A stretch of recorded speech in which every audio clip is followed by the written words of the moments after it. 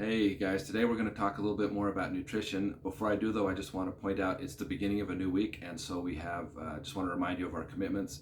We're going to continue with our cardio work, our aerobic activity, at least 15 minutes, 3 times a week, walking or jogging. You're welcome to do more if you're at that point, that's fine.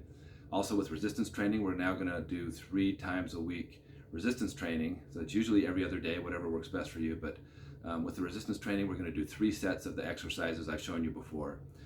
Just so you know, I'll be showing you some other exercises, some alternate exercises, and so you don't think you always have to be stuck doing those same ones. We're going to share a lot more as time goes on with this. And then today, a new commitment we're going to have is I want you to start tracking your food this week for an experiment. This doesn't have to be a long-term thing, so don't panic about that. But this week, I'd like you to record the food you eat, and this goes into the topic of today, which is nutrition. Previously, I've talked to you about 4 basic guidelines with nutrition, some principles that are helpful. There's the decreasing your portion size, not eating as much, improving the quality, and that's typically done through more fruits and vegetables. And then the fourth thing is avoiding extremes. So keep doing those. But today I want to talk a little bit more about how to be more aware of what we're eating and the stuff we're putting in our body. So it's interesting because everyone has, when you spend money on a debit card or a check, you have a checkbook and you record in the register, and then you can look back at the end of the month and see this is where everything went. We very seldom do something like that though for our fitness and for the food we fuel our body with. So I would just encourage you to kind of think of it that way. It's just as important as recording in your checkbook to be aware of what you're eating. And this doesn't have to be a lifelong habit, but it's something that you can do that's very educational. I don't do this to shame people or to make them feel bad or because they're overweight. There's lots of people that aren't overweight, and it's very beneficial for them also to track their food on an app. So the best way to track your food, I found, probably the most common one that I like is MyFitnessPal. That's an app you can get on your phone or download it on your computer. It's free. They have upgrades, but you don't need to pay for those. There's a lot more, though I don't have any specific deal with them, so you can go with whoever you like. If you have another one that you use, that's fine.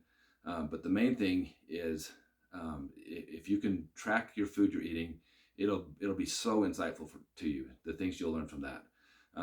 Your macronutrients, things like your protein, carbohydrates, and fat, you'll be able to see what percentages you have of those. And if you're eating a lot more than one than you thought you did, you can track your calories, obviously, your sodium, your sugar, all those sort of things. It'll break it down for you and some graphs and things like that. So it's very handy to be able to see that. And I do it mostly just because it's educational and insightful, and it'll blow your mind when you look at the data on that.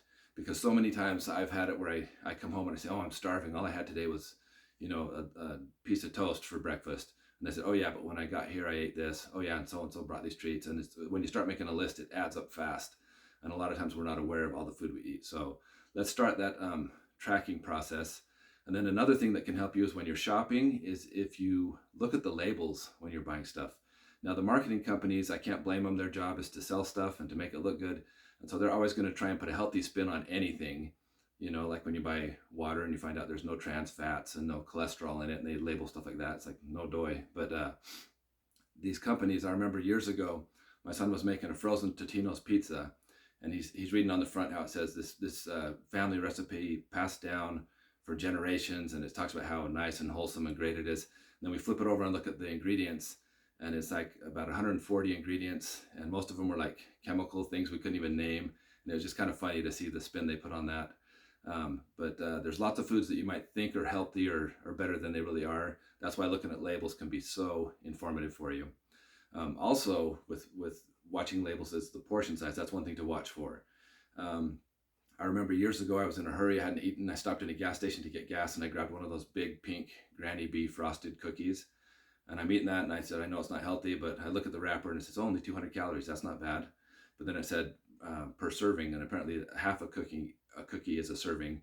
So it's 400 calories for one cookie. And so a lot of times you need to kind of look over with a fine tooth comb the details on those serving sizes and on the calories and things like that, and packaging. Some of it can be so deceptive. So pay a little bit more attention to your packaging when you're buying things, reading labels. Also, I want you to make sure and record your food. Now, I have a friend I ran across a couple years ago. She was overweight before. I ran into her about 2 years later.